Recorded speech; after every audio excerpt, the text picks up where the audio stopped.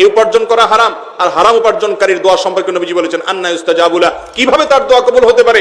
তার দোয়া কবুল হবে না, ইবাদত কবুল হবে না। এজন্য ভাইরা আমার, টেলিভিশন চ্যানেলগুলোতে যখন ধরা পড়ে যে কোনো একজন দোকানদার এত পরিমাণ তেল তিনি স্টক করেছেন, এত পরিমাণ খাদ্য স্টক করেছেন, এবং ধরা পড়েছে তিনি এগুলো দিয়ে অবৈধ মুনাফা অর্জন করতে চেয়েছেন, বাজারে কৃত্রিম ক্রাইসিস সৃষ্টি করতে চেয়েছেন, এই মানুষগুলো শুধুমাত্র মুসলমান তো নয়, মাথায় টুপি থাকে, অনেক সময় দেখে মুখে দাঁড়িয়ে থাকে।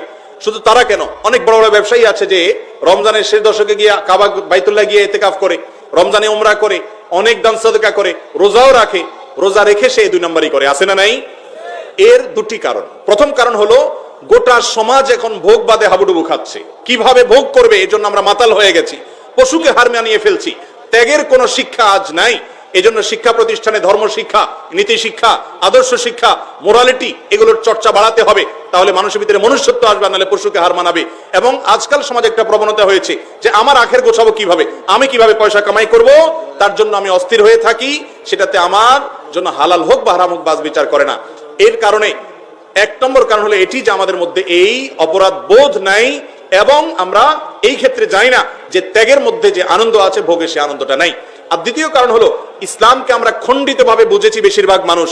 ইসলাম শুধুমাত্র কিছু ইবাদত সর্বস্ব দিন নয়, ইসলাম তো পূর্ণাঙ্গ একটা জীবন ব্যবস্থা।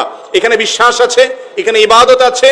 আপনার ব্যক্তিগত জীবন যাপনে কোনো ব্যক্তির হক অধিকার যদি আপনি নষ্ট করেন, আপনি আর যাই হোক খাঁটি মুসলমান হওয়ার কোনো রাস্তা খোলা থাকতে পারে না। আপনি 5 ওয়াক্ত নামাজ পড়েন, আপনি যাকাতও হয়তো দেন, আপনি হজ করেন, উমরা করেন, রোজা রাখেন, কোরআন তেলাওয়াত করেন, অথচ আপনি মানুষকে ঠকান, আপনি দোকানদারি করে ভেজাল মিশান, আপনি অবৈধভাবে গুদামজাত করে বাজারে ক্রাইসিস সৃষ্টি করে অধিক মুনাফা অর্জন করেন, এই সমস্ত কাজগুলো হারাম, এই উপার্জন করা হারাম। আর হারাম উপার্জনকারীর দোয়া সম্পর্কে নবীজি বলেছেন আন্না ইউস্তাজাবু লাহু, কিভাবে তার দোয়া কবুল হতে পারে? তার দোয়া কবুল হবে না, ইবাদত কবুল হবে না। এজন্য ভাইরা আমার, যে সমস্ত ব্যবসায়ী ভাইরা মনে করছেন যে আমি দান সদকা করে আমার কালো টাকা সাদা করে ফেলবো, হারামটা হালাল করে ফেলবো, বৃদ্ধ বয়সে আমি তাসবিহ তাহলিল করে সব কাটাকাটি হয়ে যাবে, তারা ভুলের স্বর্গে বাস করছেন।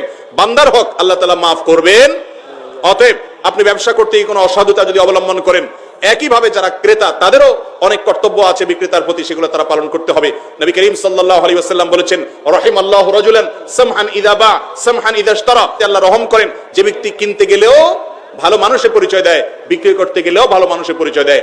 আল্লাহ তাআলা আমাদের ব্যবসায়ী ভাইদেরকে খাঁটি মুসলমান হওয়ার তৌফিক দান করুন, মানুষের মতো মানুষ হওয়ার তৌফিক দান করুন, মুত্তাকি ব্যবসায়ী হওয়ার তৌফিক দান করুন, যারা ব্যবসা করতে গিয়ে অবৈধ মুনাফা অর্জন করবে না, হারাম কাজ করবে না, অন্যায় কাজ করবে না, ক্রেতাকে ঠকাবে না, ওজনে কম দিবে না, গুদামজাত করে ক্রাইসিস সৃষ্টি করবে না, এই ব্যবসায়ীদের সম্পর্কে নবীজি বলেছেন আত-তুজ্জারুস সাদুকু মা'আন নাবিয়্যিন ওয়াস সিদ্দিকিন ওয়াশ শুহাদা, যারা সত্যবাদী, সততার সাথে ব্যবসা করেছেন, কিয়ামতের ময়দানে তারা নবীজি সাল্লাল্লাহু আলাইহি সাল্লামের সাথে, শহীদ সিদ্দিকদের সাথে তারা উঠবে এবং তাদের সাথে ভিআইপি হিসাবে হাজির হবে আল্লাহর দরবারে। আল্লাহ তাআলা আমাদের সবাইকে সব ক্ষেত্রে সততা অবলম্বন করার তৌফিক দান করুন।